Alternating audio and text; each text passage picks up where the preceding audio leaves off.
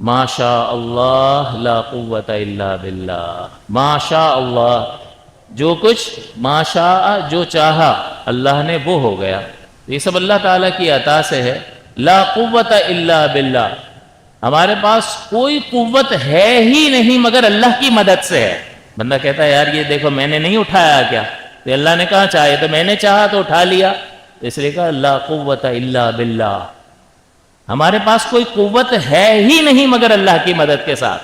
میں ارادہ کروں ہاتھ بڑھانے کی کوشش کروں، کیا وہ اس بات پر قادر ہے یا نہیں ہے کہ میرا ہاتھ روک دے، ہاتھ حرکت کرنا ہی چھوڑ دے اور نہ اٹھا سکوں میں؟ یہ تو اس نے ڈھیل دی اور اٹھانے دیا تو میں اٹھا سکا، اس نے قدرت بھی پیدا کر دی اور اس قدرت کو جاری رکھا تو میں نے اٹھا لیا۔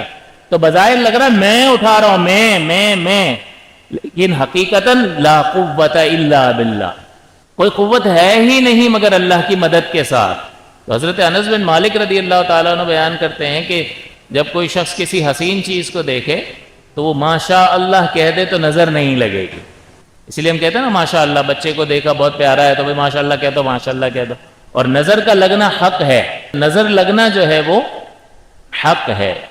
تو جب بھی کسی اچھی چیز کو دیکھیں تو ماشاء اللہ کہہ لینا چاہیے۔ تو دیکھیں یہ تعلیم ہے شریعت مطہرہ کی کہ بندہ کہ ما شاء اللہ کانا، جو چاہا اللہ نے ہو گیا، وما لم یشاء، اور جو نہ چاہا لم یکن، وہ نہ ہوا۔ تو جو اللہ چاہے گا وہی ہوگا، تو یہ اگر رویہ ہو تو بات ہی ختم ہو جاتی ہے، اس میں سے میں نکل جائے گی یا نہیں؟ تکبر کسی طرح بھی پیدا ہی نہیں ہو سکتا، جو کچھ بھی ہو رہا ہے وہ اللہ تعالیٰ کے فیصلے اور اس کے ارادہ ازلی سے ہو رہا ہے۔ اب اس میں کہاں اور آپ کہاں؟ کچھ بھی نہیں۔ ما شاء اللہ لا قوت الا، یعنی ما شاء اللہ جو اللہ نے چاہا ہو گیا۔ تو ایک شبہ کہ یہ میں بھی تو کر رہا ہوں بہت کچھ، اور میں بھی تو چاہ رہا ہوں، آج میری چاہت ہے کہ بریانی بنے گی اور بن گئی، تو دیکھو میں نے چاہا تو ہو گیا نا۔ تو اس کا جواب آگے دے دیا لا قوت الا باللہ، ہوشیاری کرنے کی ضرورت نہیں ہے، بلکہ کوئی ہمارے اندر قوت اور طاقت ہے ہی نہیں مگر اللہ کی مدد کے ساتھ۔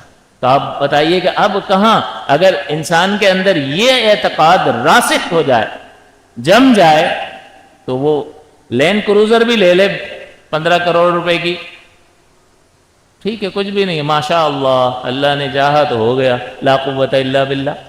تو وہ کسی بائک والے کو، جس کی بائک جو ہے وہ چاہ رہی ہوگی کہ اب تو اس کو ریپیئر کرا لے، لیکن وہ گنجائش نہیں ہوگی تو نہیں کرا رہا ہوگا، وہ اس کو حقیر نہیں جانے گا، بالکل نہیں جانے گا۔ زمین و آسمان کا فرق ہے نا، لیکن بالکل وہ ہے ہی نہیں قلب میں کہ اس میں میرا کمال ہی نہیں ہے، اس میں ہوں کہاں کے اکڑوں، میں کہیں بھی نہیں ہوں، لا قوت الا باللہ۔ تو دیکھیں اللہ کا مقدس اور پاکیزہ کلام کتنا زبردست ہے کہ جب سکون کے ساتھ اس کی آیات کو لفظاً سمجھنے کی کوشش کی جاتی ہے تو دل باغ باغ ہو جاتا ہے۔ اور یہ تو چند چیزیں ہیں نا جو ہم بیان کر دیتے ہیں، اور چند چیزیں اس سے زیادہ ہیں جو ہم سمجھ لیتے ہیں، لیکن یہ تو ایسا سمندر ہے کہ اس کے معانی کا گھیراؤ کوئی کر ہی نہیں سکتا، کیونکہ یہ اللہ کا کلام ہے۔ اس لیے اس کی بہت زیادہ برکات ہیں، اس کی طرف انسان کو آنا چاہیے۔